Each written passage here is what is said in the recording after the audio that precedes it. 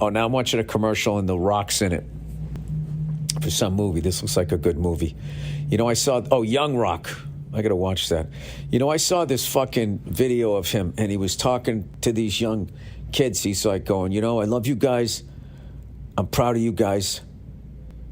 But none of you motherfuckers is going to outwork me. None of you. You hear me? None of you. Getting up at 4 o'clock in the morning every day before anybody else and grounding my thought process is in the no one will outwork me. No one. I love and I respect you guys. You motherfuckers won't outwork me. Like, and it just bothered me that no one in the crowd was like, yeah, I'll fucking outwork you. Nobody. They just sat there and took it. None of you motherfuckers is going to outwork me. It was really amazing. It was a motivational speech, and then he started giving him shit all at the same time. But how are you going to argue with the guy? The guy's like fucking well into his 40s, and he's absolutely shredded. And you're sitting there in your 20s. You already got a fucking potato skins pooch hanging over your fucking junk. You're like, well, you know, maybe he's right. Thanks. I want to do that. I want to be that motivational speaker that fucking goes around and inspires people. You know, it's like you do the dual thing. You inspire people while also subtly saying they're never going to be as good as you. I'm going to do that. I'm going to teach a stand-up comedy class and do that. Let me tell you something. I love you guys. You guys are all funny. And you all have a bright future ahead of you. But let me tell you something right now. None of you motherfuckers is going to lean on a mic stand the way I do. You hear me? None of you. Just be fucking staring at him as I'm leaning on the mic stand. You will always open for me. You understand me?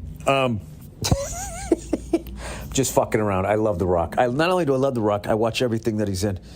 Okay? And I'm old school. I can't say totally old school. If I was a really old school rock fan, I would have watched him when he was with the Hurricanes. But I've been watching him since when he was wrestling. And I would still say, I mean, if anybody ever said, this is like sacrilegious. He's the only guy I ever saw that could fuck with Ric Flair on the mic. And just as a comedian, what I loved was he didn't rest on his catchphrases. He was always adding new stuff to what he was doing. Like this, there hasn't been a guy like that before or since. How fucking amazing that guy is. I think, I would say in the modern era, which I consider the late 90s because I'm an old guy, the modern era. I've yet to see somebody after him.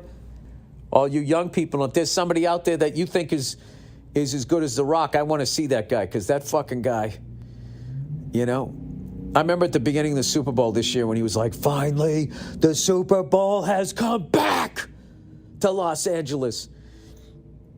This female comedian I know texted me. And she goes, did we really need that at the beginning of the game? And I was like, absolutely. We fucking absolutely did. It's one of my favorite intros to a fucking Super Bowl ever. What were we supposed to have? You know?